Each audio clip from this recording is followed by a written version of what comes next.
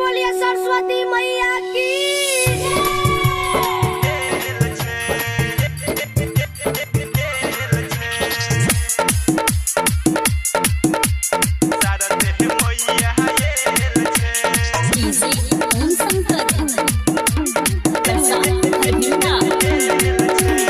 कोमल विराजै छै बिना बजाबै छै सोर सगरो भेल छै। कोमल विराजै छै बिना बजाबै छै सोर सगरो भेल छै। हंस लगे जड़ में मिथिला नगर में सरस्वती मैया आयल छै। हंस लगे जड़ में मिथिला नगर में शारदे मैया आयल छै। कोमल विराजै छै बिना बजाबै छै सोर सगरो भेल छै। कोमल विराजै छै बिना बजाबै छै सोर सगरो भेल छै।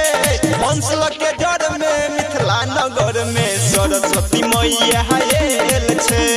हंस लगे जड़ में मिथिला नगर में शारदे मैया आयल छै।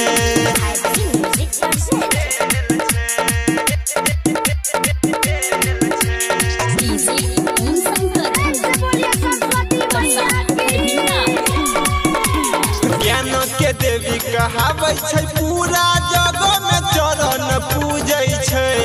ओकरो लायक बना दै छै जे कियो दुनिया में कुछो नहीं बुझै छै। हाँ, ज्ञान के देवी कहाबै छै पूरा जग में चरण पूजै छै।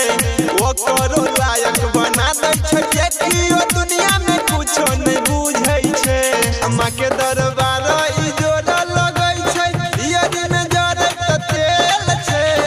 के दरबार जोड़ा लगै छै में जड़ै त तेल छै। हंस लगे जड़ में मिथिला नगर में सरस्वती मैया आयल छै।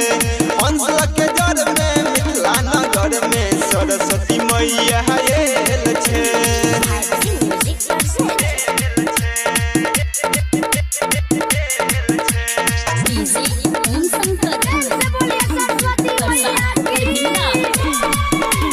रंग बिरंग के फूल से सजा देवै फूल डाली के। जीव सिंह भजन गबै छै मैया बिना वाली के। हाँ, रंग बिरंग के फूल से सजा देवै फूल डाली के।